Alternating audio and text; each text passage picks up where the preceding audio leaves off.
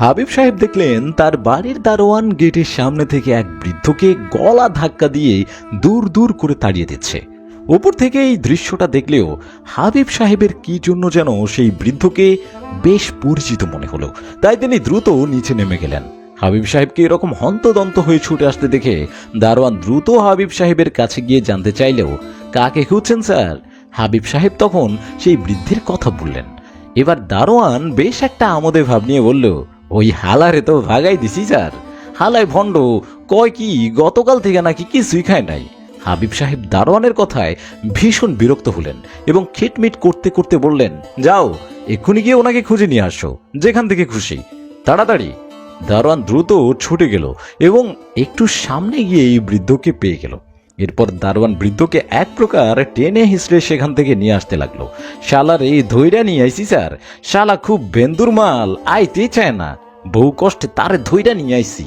বড় সাহেব উল্টো ঠাস করে তার গালে একটা থাপ্পড় বসিয়ে দিল আর বলল, চুপ বেয়াদব, তোমাকে না কতবার নিষেধ করেছি কোনো মানুষের সাথে খারাপ ব্যবহার না করতে, আর কবে ঠিক হবে তুমি? একটা সজোরে থাপ্পড় খেয়ে দারোয়ান বেটা গাল ডলতে ডলতে একদম চুপ করে দাঁড়িয়ে আছে। অন্যদিকে হাবিব সাহেব বৃদ্ধের দিকে এগিয়ে গেলেন। তারপর ভালো করে খেয়াল করে বৃদ্ধের পা ছুঁয়ে সালাম করতে করতে হাবিব সাহেব বললেন, স্যার আপনি, এ কি অবস্থা আপনার? হঠাৎ এমন ঘটনায় দারোয়ান আর বৃদ্ধ দুজনেই যেন হকচকিয়ে গেলেন।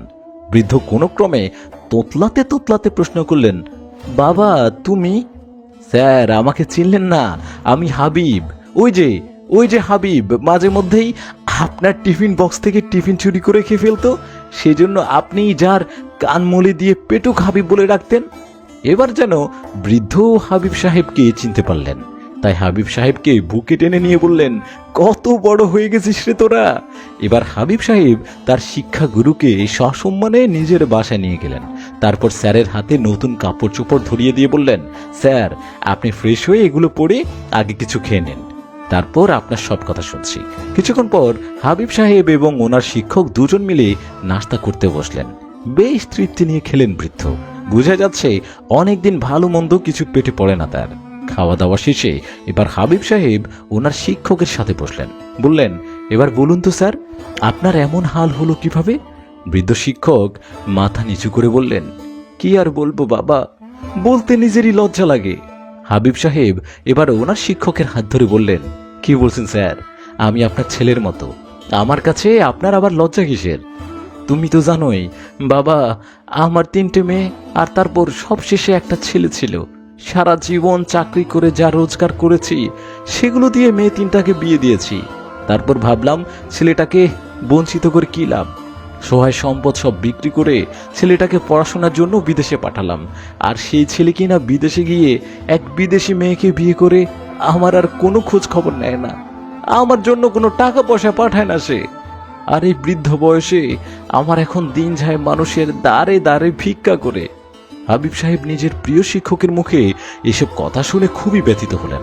কোনো ক্রমে নিজেকে সামলে বললেন, স্যার আপনি কোনো টেনশন করবেন না, এখন থেকে আপনার সব দায়িত্ব আমাদের।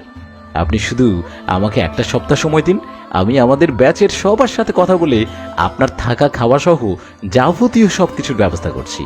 আর কোনো অসুবিধা না থাকলে যতদিন কোনো ব্যবস্থা না হয় সে কটা দিন না হয় আপনি আমার এখানেই থাকলেন।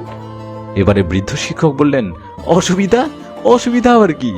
কিন্তু বাবা, তোমরা যে আমার জন্য এত কিছু করবে, আমার নিজের ছেলে তো আমার কোনো খোঁজ খবর নেয় না।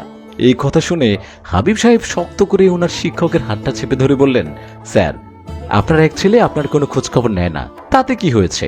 আপনার তো আমার মতো এমন আরো শত শত ছেলে আছে। এই যে আমি আজ এত বড় ডাক্তার, আমাদের মধ্যে কেউ কেউ বিসিএস ক্যাডার, কেউ পুলিশ অফিসার, জজ, ব্যারিস্টার, এসবের স্বপ্ন তো একদিন আপনি আমাদেরকে দেখিয়েছিলেন। আপনি তো সারা জীবন আমাদের জন্য অনেক করলেন, এবার না হয় আমাদেরকে আপনার কিছুটা ঋণের পরিশোধ করার সুযোগ দিন। নিজের প্রিয় ছাত্রের মধ্যে অসহায় এক বৃদ্ধ শিক্ষকের প্রতি এমন শ্রদ্ধা আর ভালোবাসা দেখে বৃদ্ধ শিক্ষক এবার আর নিজেকে ধরে রাখতে পারলেন না। বাবারে, কিসের ঋণ? তোরাই তো উল্টো এখন আমাকে ঋণই করে দিলি। হাবিব সাহেব এবার ওনার শিক্ষককে সান্ত্বনা দিয়ে বললেন, প্লিজ স্যার এভাবে বলবেন না, বাবা মা শিক্ষকের ঋণ কখনো শোধ করা যায় না। এমনকি গায়ের চামড়া দিয়ে জুতো বানিয়ে দিলেও এই ঋণ কখনো শোধ হবার নয়।